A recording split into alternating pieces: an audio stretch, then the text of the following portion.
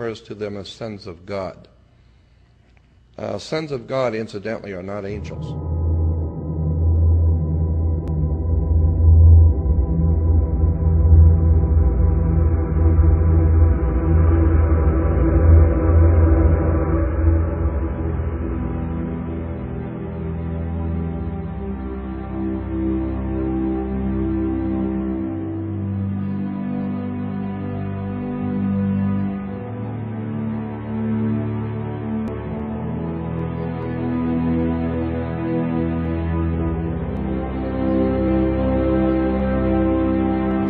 Difference between an angel and a sons of God and the watchers. These words are not there to fill out pages. They're telling me something. Angels are one thing. Sons of God are able, we're told, to materialize in human form and cavort with women and get them pregnant. It shows that plumbing worked. And consequently, if they're able to have offspring through women, I cannot imagine a woman being talked into bed by some hideous creature from another world, but I can believe she might be talked into bed by a very handsome, good-looking man who is not human. He just looks human.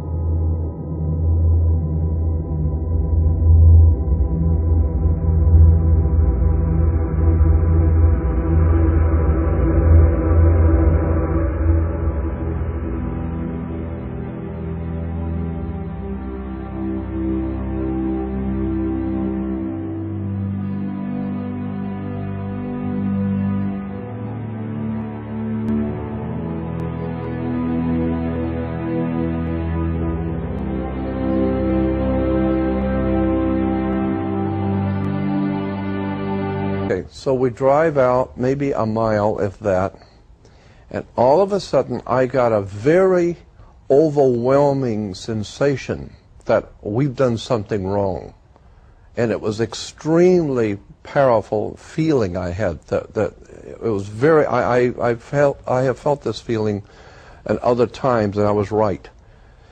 So I said, I don't know what we're doing here, but I'm getting out of here because there's something going on and I feel it and I don't like it. I want to get out of here. And I stopped the car and I backed it up and turned it around, and we were only out of the car more than maybe a minute at the most.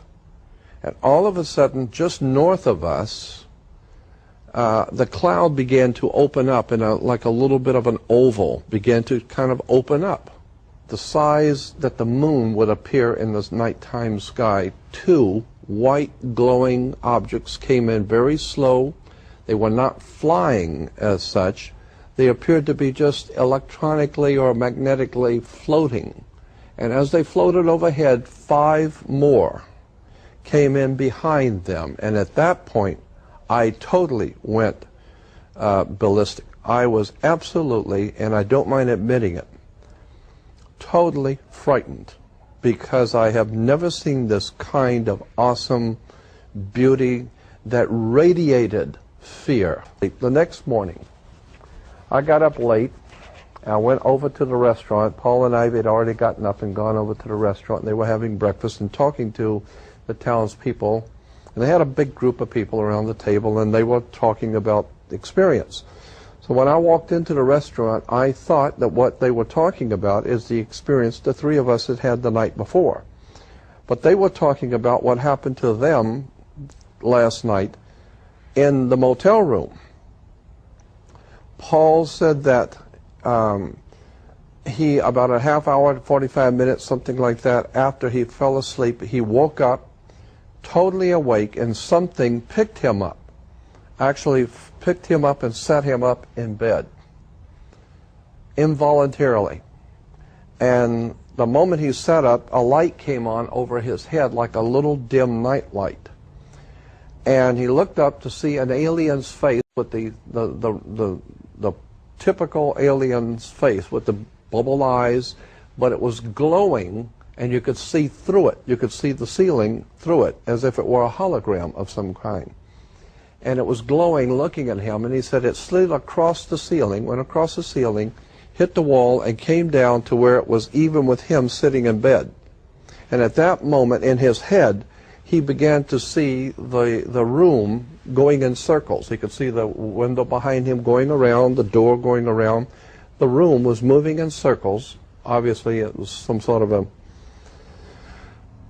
an optical thing that was happening. And he said, but the face stood still while the room began to rotate.